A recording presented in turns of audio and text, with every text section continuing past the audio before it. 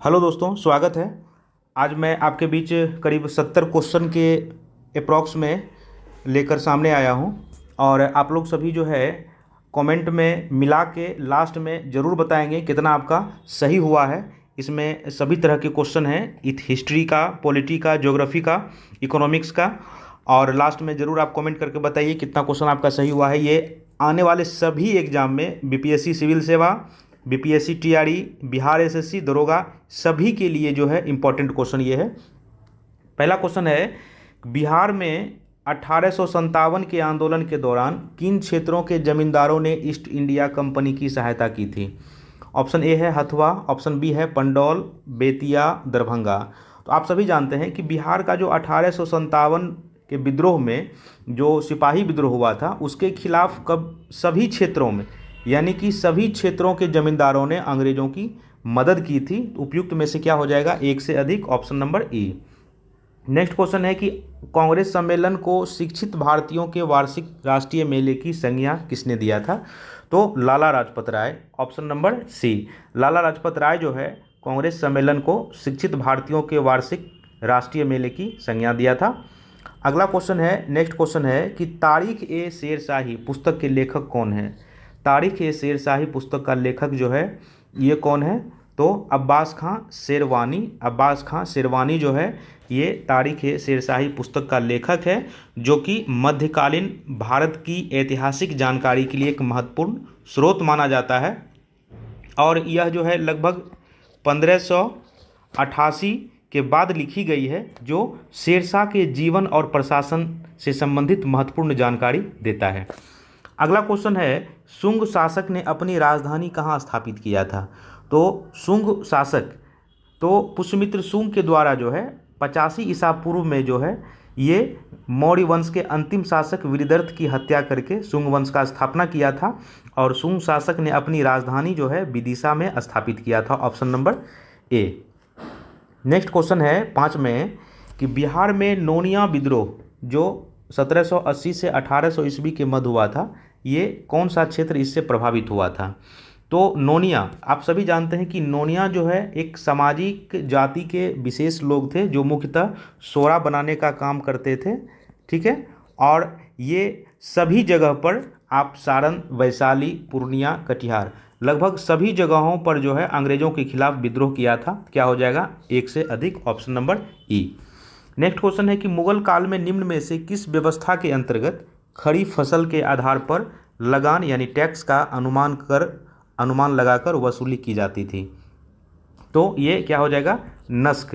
यानी कि मुगल काल में खड़ी फसल के आधार पर लगान का अनुमान लगाकर वसूली की व्यवस्था को ही नस्क कहते हैं। और नस्क प्रथा जो है कश्मीर में, कहाँ पे? कश्मीर में ये कनकूत प्रथा की एक विकल्प थी। और इस प्रथा में जो है क्या कहते हैं, गल्ला ए बख्श भी इसको कहा जाता है, इस प्रथा को, ठीक है। तो ऑप्शन नंबर क्या हो जाएगा? Option number C. Next question है कि बिहार को मुगल साम्राज्य के प्रांत का दर्जा दिया गया था। तो 1580 ईस्वी में, ऑप्शन नंबर सी, 1580 ईस्वी में जो है बिहार को मुगल साम्राज्य के प्रांत का दर्जा दिया गया था। हालांकि आप जानते हैं कि अकबर के समय ही जो है 1575 से 1576 ईस्वी के बीच में बंगाल और बिहार को मुगल साम्राज्य के अधीन लाया जा सका था। और 1580 ईस्वी में बिहार को मुगल साम्राज्य के प्रांत का दर्जा दिया गया। और मान सिंह आगे चलकर जो है बिहार के सूबेदार भी नियुक्त हुए थे। नेक्स्ट क्वेश्चन है कि किनके नेतृत्व में क्रांतिकारियों ने वायसराय लॉर्ड हॉर्डिंग की हत्या का असफल प्रयास किया? देखिए, काफ़ी ज़्यादा इम्पॉर्टेंट क्वेश्चन है ये। किनके नेतृत्व में क्रांतिकारियों ने वायसराय लॉर्ड हॉर्डिंग की हत्या का असफल प्रयास किया? तो आपको याद होगा कि जब 1912 में कलकत्ता के स्थान पर दिल्ली को भारत का राजधानी बनाया गया, तो वायसराय लॉर्ड हॉर्डिंग अपने काफिले के साथ कलकत्ता से दिल्ली आए। और रास बिहारी बोस और सचिंद्रनाथ सान्याल, ये दोनों के नेतृत्व में क्रांतिकारी ने 1912 ईस्वी में वायसराय लॉर्ड हॉर्डिंग की हत्या का असफल प्रयास किया। तो क्या हो जाएगा उपयुक्त में से एक से अधिक, ऑप्शन नंबर ई। नेक्स्ट क्वेश्चन है 9 नंबर में, बिहार आने वाला पहला अंग्रेजी यात्री कौन था? तो बिहार आने वाला पहला अंग्रेजी यात्री रॉल्फ फिंच था। और रॉल्फ फिंच जो है ये 1580 के दशक में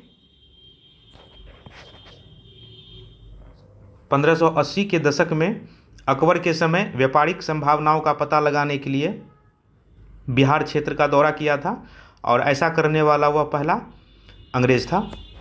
ऑप्शन नंबर सी। आप लोग मिलाते जाएंगे कितना सही हो रहा है।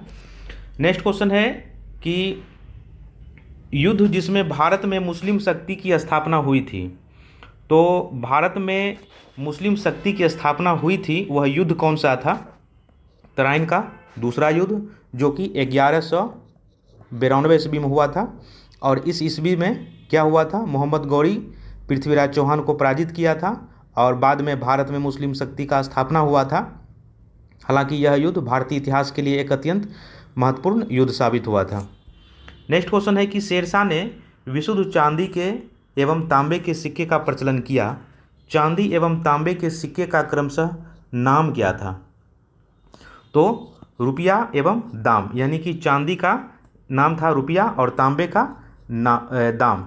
आप जानते हैं कि शेरशाह की मुद्रा व्यवस्था जो है खास करके एकदम अत्यंत ज़्यादा विकसित था और इसने शुद्ध चांदी का रुपया जो कि 180 ग्रेन का था और जो तांबा था वो आपका 380 ग्रेन का था। ये दोनों जो है चलाया था। रुपया एवं दाम का जो विनिमय आप जानते हैं तो 1:64 का अनुपात था, ठीक है। और दिनार सोने के सिक्के का मध्यकाल में काफ़ी प्रचलित नाम माना जाता था। तो क्या हो जाएगा? Option number C. Next question देखिए 12 नंबर में। क्वेश्चन नंबर 12 कह रहा है सूची 1 सूची 2 को मिलान करने के लिए। तो बाबर का मकबरा कहाँ हो जाएगा? काबुल। अकबर का मकबरा कहाँ हो जाएगा? सिकंदरा। जहांगीर का लाहौर और शाहजहां का आगरा।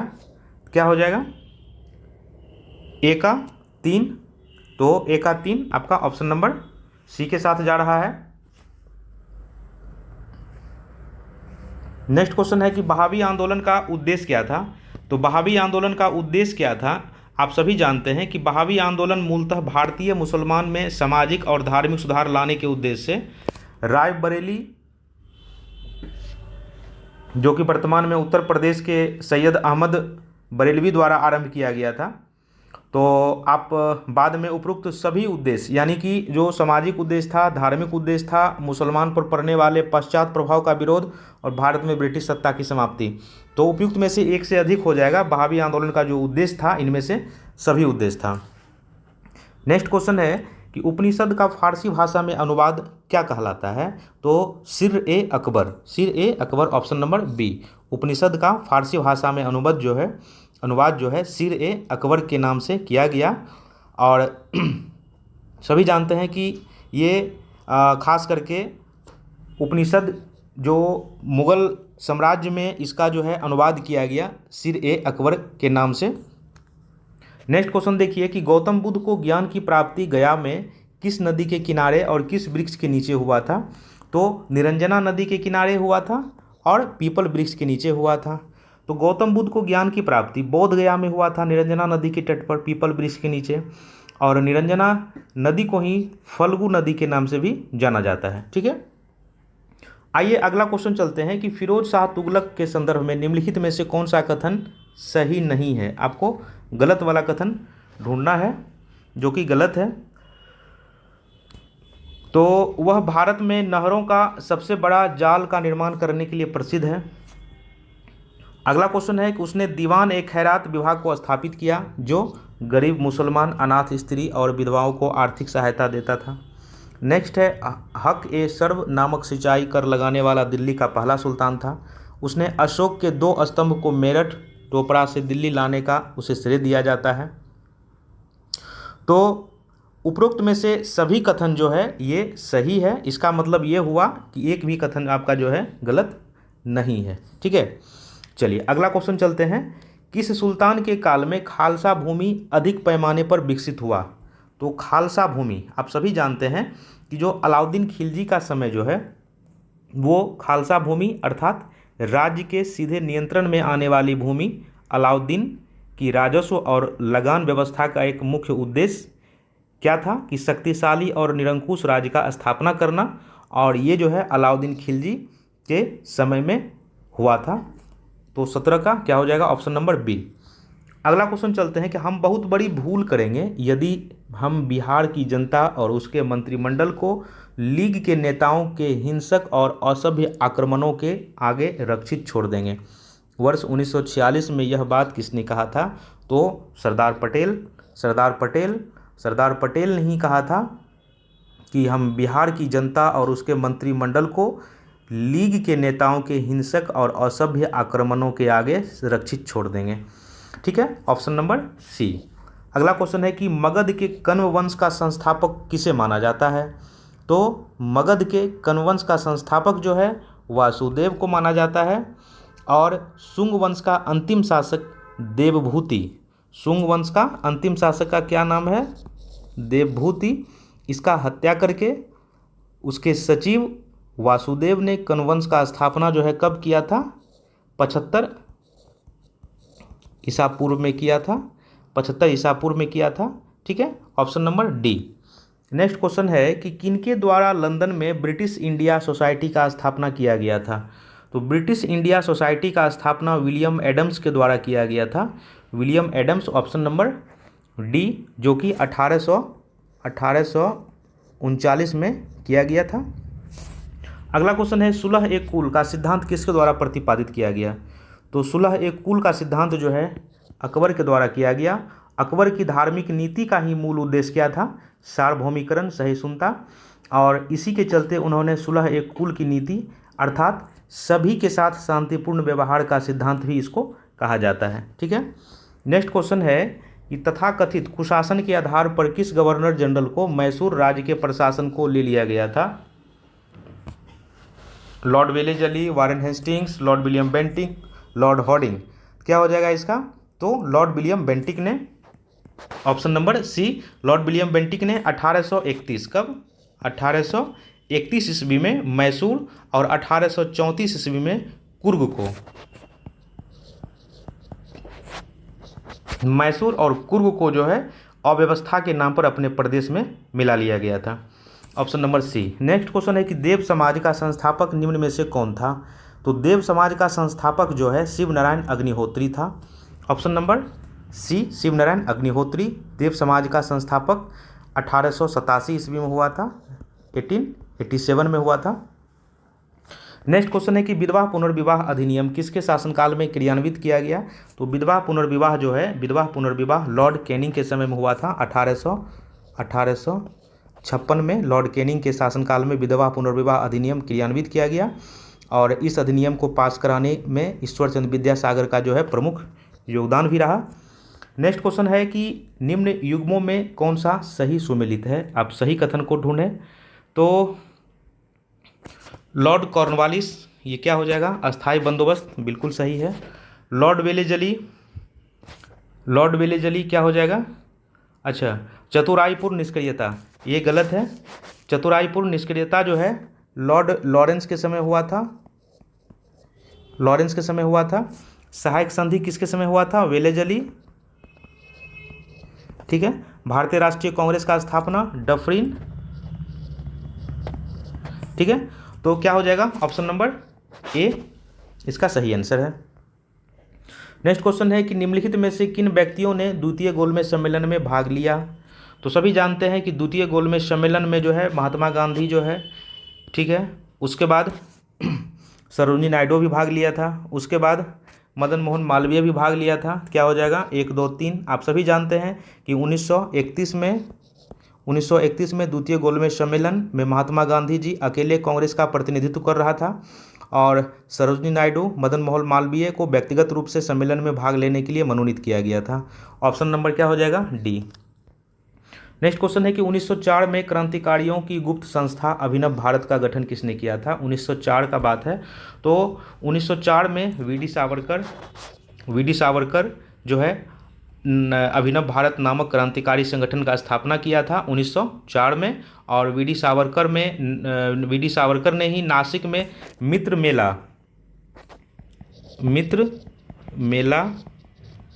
मित्र मेला नामक संस्था का भी स्थापना किया था 1899 में। ठीक है, जो कि एक गुप्त सभा अभिनव भारत का ही एक रूप में बाद में परिणत हो गया था। अगला क्वेश्चन है कि अगस्त सन 1923 में बनारस हिंदू महासभा के अधिवेशन का अध्यक्षता कौन किया था? स्वामी श्रद्धानंद। स्वामी श्रद्धानंद जो है 1923 में बनारस हिंदू महासभा के अधिवेशन का अध्यक्षता किया था। Option number A. ठीक है। अगला क्वेश्चन है कि 14 जून 1947 को कांग्रेस के दिल्ली अधिवेशन में भारत के विभाजन का प्रस्ताव स्वीकृत हुआ। इस अधिवेशन का अध्यक्ष कौन था? तो आप सभी जानते हैं कि आचार्य जे.बी. कृपलानी साहब जो हैं, ऑप्शन नंबर सी, आचार्य जे.बी. कृपलानी जो है 1947 को भारतीय राष्ट्रीय कांग्रेस के दिल्ली में जो आयोजित अधिवेशन हुआ था, इसी का अध्यक्षता किया था Acharya JB. Kripalani. Option number C. अगला है कि बंग भंग विरोधी आंदोलन का प्रारंभ तिथि कौन सा है, यानी कि किस तिथि को प्रारंभ हुआ था? आप सभी जानते हैं कि जो बंग भंग आंदोलन जो हुआ था, इसका प्रारंभ जो है लॉर्ड कर्जन के समय में 16 अक्टूबर 1905 को हुआ था, जो कि ऑप्शन नंबर सी में है। और बंगाल विभाजन के कारण जो बताया गया कि बंग भंग आंदोलन हुआ था, उस समय बंगाल राष्ट्रीय चेतना का केंद्र था और ख़ास करके जो लोगों में प्रबल राजनीतिक जागृति हुआ था उसी समय, और ये उसी के विरोध में जो है 16 अक्टूबर 1905 में जो है बंग भंग विरोधी आंदोलन का प्रारंभ हुआ था। Option number C. अगला क्वेश्चन है कि गांधी जी के नाम के पहले महात्मा जोड़ा गया। बहुत ज़्यादा इंपॉर्टेंट क्वेश्चन है।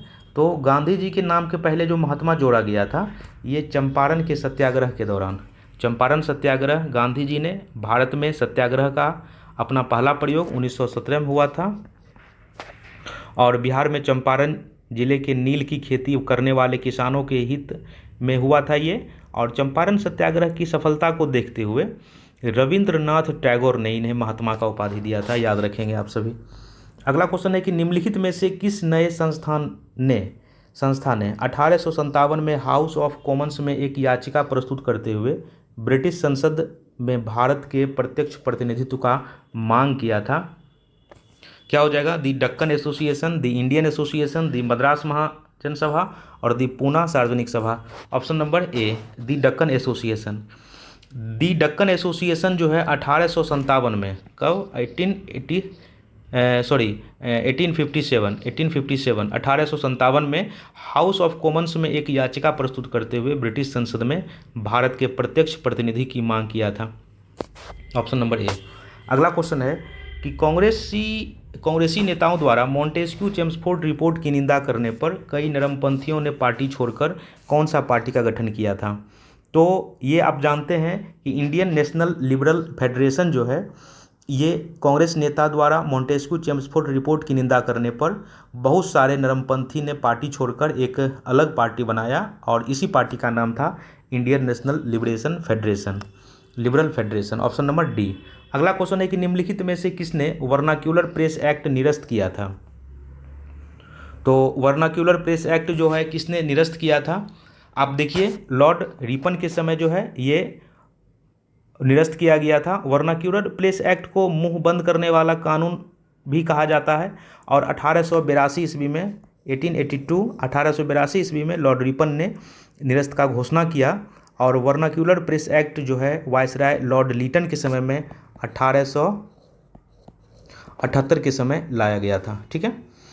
अगला क्वेश्चन है किस कांग्रेस सत्र में कार्यकारी कमेटी को सविनय अवज्ञा आंदोलन प्रारंभ करने का अधिकार दिया गया था? तो ये लाहौर सत्र में जो है 1929 में के कांग्रेस के लाहौर सत्र में जो है कार्यकारी कमेटी को सविनय अवज्ञा आंदोलन प्रारंभ करने का आधिकारिक घोषणा करने का ये दिया गया था। और इस सत्र का अध्यक्षता कौन किया था? जवाहरलाल नेहरू ने किया था। ठीक है, option number B. Next question है कि वर्ष 1907 में भिकाजी कामा जो भारत की आज़ादी का ध्वज फहराने वाली प्रथम व्यक्ति था, कहाँ झंडा फहराया था? तो स्टुटगार्ट। आप सभी जानते हैं, कई बार एक क्वेश्चन रिपीट हुआ है ये। मैडम भिकाजी कामा दादा भाई नेरोजी और श्यामजी कृष्ण वर्मा से अत्यधिक प्रभावित हुआ था और 1907 में जो है उन्होंने स्टुटगार्ट में सोशलिस्ट कांग्रेस में भाग लिया और स्वतंत्र भारत का ध्वज फहराया था। अगला क्वेश्चन आते हैं कि भारत में अंग्रेजों ने प्रथम मदरसा कहाँ स्थापित किया था? कलकत्ता में। भारत में अंग्रेजों ने प्रथम मदरसा कलकत्ता में स्थापित किया था। कब किया था? 1781 ईस्वी में कलकत्ता में, और गवर्नर जनरल वारेन हेस्टिंग्स के समय में हुआ था। इस मदरसे में फारसी, अरबी, मुस्लिम लॉ पढ़ाया जाता था उस समय। नेक्स्ट है कि सर्वेंट्स ऑफ इंडिया सोसाइटी के संस्थापक कौन थे? सर्वेंट्स ऑफ इंडिया सोसाइटी के संस्थापक जो है गोपाल कृष्ण गोखले थे, और ये गोपाल कृष्ण गोखले जो है 1905 ईस्वी में जो है इसका स्थापना किया था। ठीक है, ऑप्शन नंबर डी। नेक्स्ट है 39 नंबर में, निम्नलिखित में से किसने सोम प्रकाश नामक समाचार पत्र शुरू किया था? तो सोम प्रकाश जो है ईश्वर चंद्र विद्यासागर ने शुरू किया था। कब किया था? 1858 ईस्वी में। अगला है आज़ाद हिंद सरकार के निर्माण की घोषणा की गई थी 21 अक्टूबर 1943। 21 अक्टूबर 1943 को आज़ाद हिंद सरकार के निर्माण की घोषणा जो है 21 अक्टूबर 1943 को किया गया था। सिंगापुर में किया गया था और सुभाष चंद्र बोस के द्वारा किया गया था। किसके द्वारा किया गया था? सुभाष चंद्र बोस। चलिए क्वेश्चन नंबर 41 की ओर बढ़ते हैं। आप लोग मिला रहे होंगे, मैं उम्मीद कर रहा हूं, और लास्ट में कमेंट करके आप लोग ज़रूर बताएंगे कितना क्वेश्चन सही हुआ है। अगर आप चैनल पर नए हैं तो प्लीज़ सब्सक्राइब करें, लाइक करें। क्वेश्चन नंबर 41 है कि बिहार में अलग प्रांत के लिए आंदोलन जिसके परिणाम स्वरूप वर्ष 1911 में बिहार एवं उड़ीसा के नए प्रांत का निर्माण हुआ, इसका नेतृत्व किसने किया था? तो सच्चिदानंद सिन्हा ने किया था। सच्चिदानंद सिन्हा जो है बिहार से अलग प्रांत के लिए आंदोलन का नेतृत्व सच्चिदानंद सिन्हा ने ही किया था, और इसका परिणाम क्या हुआ कि 1911 में बिहार एवं उड़ीसा के नए प्रांत का निर्माण हुआ, और बिहार प्रांत का गठन जो है 1912 में हुआ था। चलिए अगला क्वेश्चन है कि सूती कपड़े के टुकड़ों के अवशेष निम्नलिखित में से किस हड़प्पा स्थल पे मिला है? एंशिएंट का क्वेश्चन है, प्राचीन भारत का। तो जो सूती कपड़ा का टुकड़ा का जो अवशेष है ये मोहनजोदड़ो से प्राप्त हुआ है, और मोहनजोदड़ो से विशाल अन्नागार, पुरोहित की मूर्ति, कांस्य की मूर्ति, ये सभी चीज़ों जो है प्राप्त हुआ है मोहनजोदड़ो से। नेक्स्ट क्वेश्चन है कि संगम साहित्य निम्नलिखित में से किससे संबंधित है? तो संगम साहित्य जो है ये तमिल से संबंधित है, और तमिल के प्राचीनतम रचनाओं को संगम साहित्य कहा जाता है, और ख़ास करके ये जो है 2300 ईसा पूर्व इसका रचना किया गया। इन्हें संगम साहित्य इसलिए भी कहा जाता है क्योंकि मदुरै के कवियों के सम्मेलन में इसका संकलन किया गया था। तो ऑप्शन नंबर बी। अगला क्वेश्चन है 44 का, निम्नलिखित में से कौन भारत में आए विदेशी आक्रमणकारियों का सही क्रम है? तो सही क्रम बोल रहा है कहने के लिए, तो आप देखेंगे सबसे पहले हिंद यमन आया था। ठीक है, हिंद यमन के बाद शक आया। ठीक है, उसके बाद हिंद पर्शियन आया था, और लास्ट में कुषाण आया था। तो ऑप्शन नंबर क्या हो जाएगा? ऑप्शन नंबर सी, मौर्य के बाद आप सभी जानते हैं कि बहुत सारा विदेशी शासक भारत आया था, जिसमें से हिंद यवन, और दूसरा नंबर पे शक था, उसके बाद हिंद पर्शियन, उसके बाद कुषाण था। ठीक है, अगला क्वेश्चन है कि कांचीपुरम निम्नलिखित में से किसकी राजधानी थी? कांचीपुरम किसकी राजधानी थी? तो कांचीपुरम पल्लव की राजधानी थी। पल्लवों की राजधानी कांचीपुरम थी, सभी जानते हैं, और पल्लवों का राज्य कांचीपुरम के आसपास के क्षेत्रों को लेकर के ही फैला हुआ था, जो कि कावेरी डेल्टा के नदी तक था, और पल्लव वंश का संस्थापक जो है सिंहविष्णु था। ठीक है, अगला क्वेश्चन है कि अरब यात्री इब्न बतूता किस सुल्तान के काल में भारत आया था? तो अरब यात्री इब्न बतूता ये जो है मोहम्मद बिन तुगलक के समय में आया था, और ये मोरक्को का यात्री था, जो कि मध्य एशिया से 1333 ईस्वी में सिंध के रास्ते जो है भारत आया था। उस समय सल्तनत, दिल्ली सल्तनत का जो शासक था वो मोहम्मद बिन तुगलक था। नेक्स्ट है कि ऑक्सीटोसिन हार्मोन का स्राव किस ग्रंथि से होता है? ऑक्सीटोसिन हार्मोन आप सभी जानते हैं कि ऑक्सीटोसिन हार्मोन जो है ये पीयूष ग्रंथि से इसका स्राव होता है, और यह प्रसव और क्या बोलते हैं इसको दुग्ध स्राव में भी सहायता करता है, और पीयूष ग्रंथि को ही मस्टर ग्रंथि के नाम से भी जाना जाता है। अगला क्वेश्चन है कि हाइड्रा में अलैंगिक जनन निम्न में से किसके द्वारा होता है? तो हाइड्रा में अलैंगिक जनन जो है किसके द्वारा होता है? विखंडन से, मुकुलन से, बीजाणु जनन से, पुनर्जनन से। तो जो मुकुलन से जो है हाइड्रा में क्या होता है? अलैंगिक जनन होता है। Option number B. Next question है कि वृद्धि हार्मोन स्रावित होता है। तो वृद्धि हार्मोन जो है पिट्यूटरी ग्लैंड से स्रावित होता है।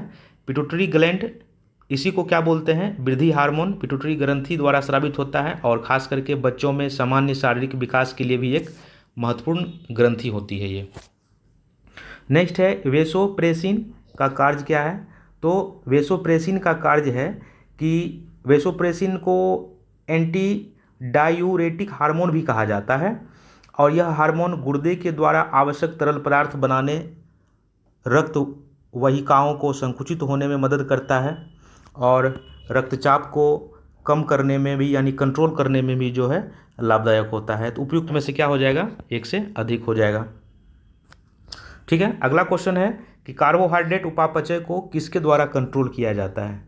तो कार्बोहाइड्रेट उपापचय को इंसुलिन के द्वारा जो है नियंत्रित किया जाता है। शरीर में कार्बोहाइड्रेट उपापचय इंसुलिन के द्वारा नियंत्रित होता है। इसके द्वारा प्रोटीन और वसा के उपापचय को भी प्रभावित होती है।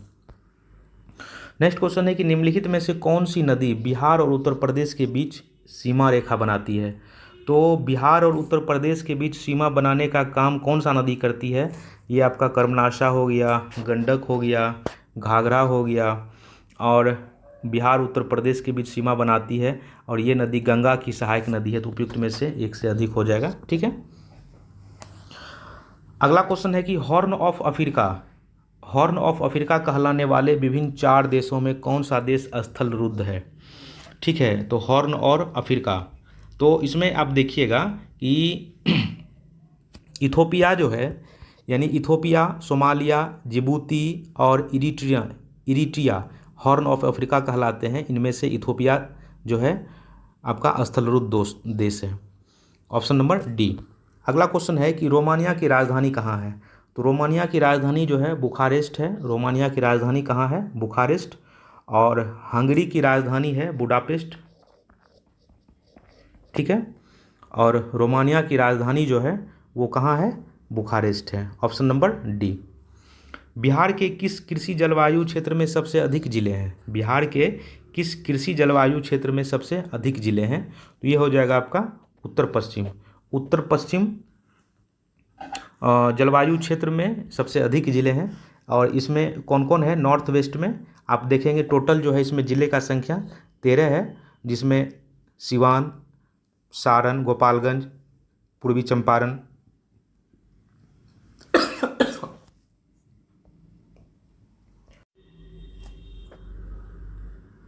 सारण, सिवान, गोपालगंज, पूर्वी चंपारण, पश्चिमी चंपारण, शिवहर, सीतामढ़ी, मधुबनी, दरभंगा, वैशाली, मुजफ्फरपुर, समस्तीपुर और बेगूसराय जिले, टोटल 13 जिले इसमें शामिल हैं।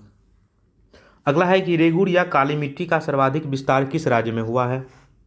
तो इसका जो है सर्वाधिक विस्तार जो है महाराष्ट्र में हुआ है। रेगुड़ मिट्टी को काली मिट्टी, कपासी मिट्टी ये सभी कहा जाता है और ख़ास करके आप देखिएगा महाराष्ट्र, कर्नाटक, ठीक है, गुजरात, मध्य प्रदेश में पाई जाती है, लेकिन सर्वाधिक विस्तार अगर बोले तो ये महाराष्ट्र में इसका हुआ है।